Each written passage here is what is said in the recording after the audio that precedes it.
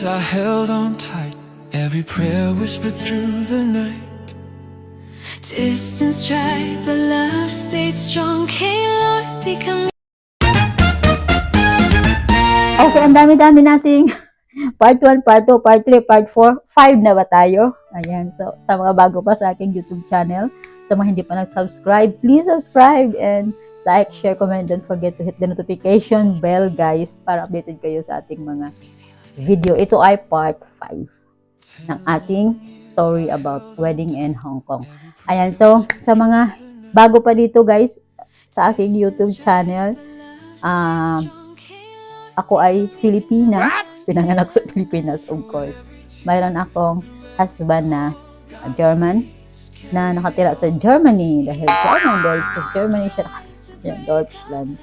And sinishare ko dito yung aming based life experience guys, no? So hindi ako pwedeng mag-share dito ng hindi ko siya na-experience at hindi tayo pwedeng gagawa-gawa dito ng kwento na hindi naman totoo. Yan. So, i-share ko to sa inyo para ma-inspired kayo, makakuha kayo ng lesson, ma-motivate kayo, lalo na sa may mga partner na foreigner.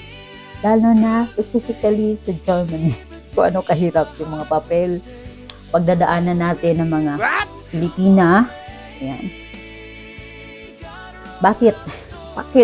Yung German ay ganito, yung ganito. Okay, joke lang. So, part 5 na tayo, guys. Okay, so, times, klak, ikot ng ikot. Hanggang dumating na, guys, yung oras namin. Okay, 30 minutes before this 10? O 10:30? O 9:30. Para something umaga, guys. At I expected talaga, nag-expect talaga ako guys na maraming Pilipina na ikakasal sa araw na yon. So, but sad to say, guys, kami lang mag-isa ang naandoon na ikakasal that day. Amazing, right? Wow! And, parang, ba't wala pang tao? Oy, mag-start na 30 minutes, dumaan ang 20 minutes, 15 minutes, 10 minutes, and we are already panicked. Why? Dahil kulang po kami ng isang witness. Yan. So, kasi ako nga, excited nga ako na makuha ako dahil alam ko naman maraming ikakasal at maraming Filipina. Alam mo naman, pag Filipina guys, ibang bansa, napaka-approachable. Ay, anong pwede may tulong? Ay, pwede, di ba? Yung parang, kahit hindi mo siya kilala, hindi mo siya close, parang, okay, Filipina to. O yun. Parang, alam mo yun, yung parang may blood attachment. What? Blood attachment. Parang may nag-attach sa inyo, di ba? Pag Pilipina ka, nagkita ka sa ibang bansa, parang, you feel like family. Ganon. But, guys, wala talaga. Walang dumating. Walang couple na dumating. Walang ibang lahi na dumating na magpapakasal. So it means, I said, what happened? Why is so quiet and so cool, so calm? Maririnig mo lang ay yung kunin ng ibon, mga lipad-lipad ng mga butterfly, kasi ito ay garden. At napakatahimik, alam mo yun, parang sabi ko, walang mga tao dito. Ayan, so walang dumadating na magpapakasal. Ayan. So, parang yung partner ko ay nagpapanik na. Sabi niya, saan tayo kukuha ng witness? Okay, and then, me and, dalawa kami lumabas doon sa labasan. Kasi parang alam mo yung papasok ka, may step, tapos yun na yung photo drive registry, tapos parang may mahaba pang ganyan na maglakad ka doon. Doon pa! Kasi garden nga. Tapos may mga matanda doon na nagugupit-gupit. And I approached one of them at hindi niya maintindihan yung aking sinasabi. O, yan. Hindi siya maintindihan. Ito naman, ba't naman siya mag-yes kasi hindi naman siya maintindihan, di ba? So, may nasalubong din akong parang Chinese din, pero ano siya, young. Siguro na sa college life.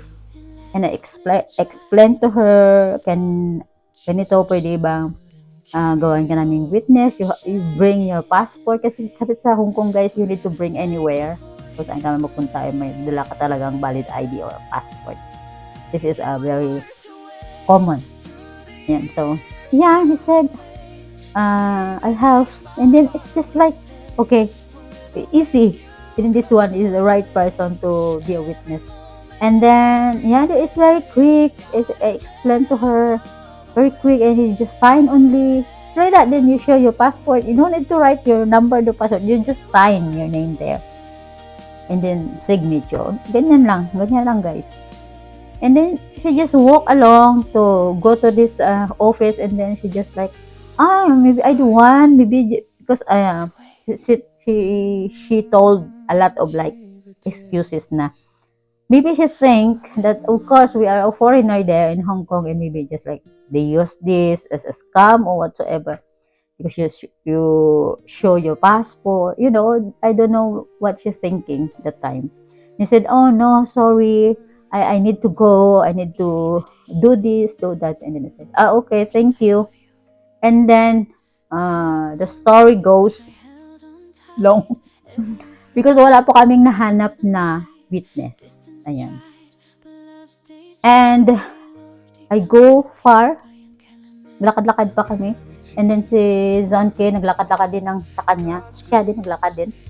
And we don't find any person, any na tao na mag-witness sa amin.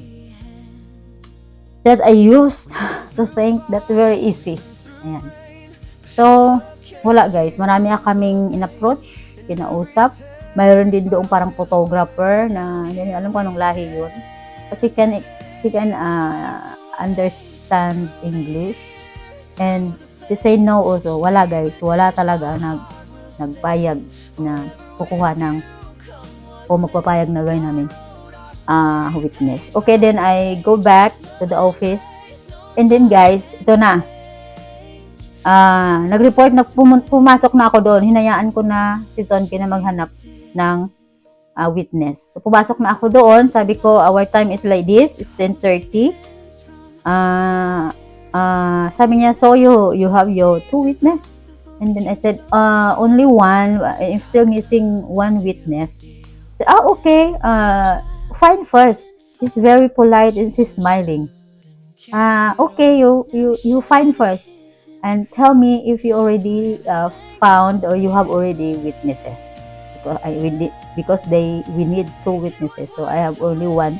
My friend beside me, and then I told to this lady, can I have this person? She got a birthday to this year also, or this, because July is just 24, is few days. I said, oh no, it's still 17 because the birthday is next week, so it's still 17. No, it's still a minor. Okay, they said, oh, okay. And then he is very, very polite and very good person.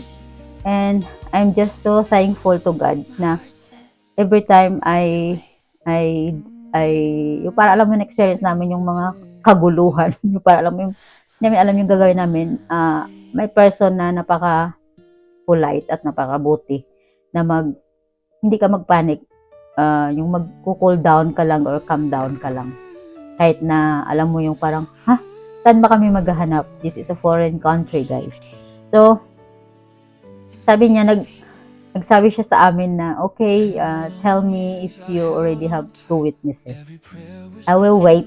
Yung word, guys, I will wait for you guys if you have already found witnesses.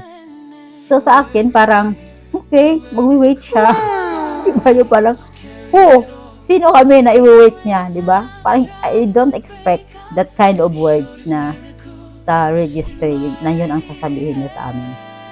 So, dahil meron namang waiting area doon, malaki siya guys, meron siyang room para sa bride and groom na pwede gamitin doon. Kasi magbabayad kayo, so, mayroon silang place na pwede kang mag-makeup doon, mag-CR doon, for the bride and for the groom. So, napakagandang, hindi ko lang siya nag-videohan, pero may mga some pictures kami na makakita to prove. Yan. So, lalagay ko lang dito kung mahanap ko siya.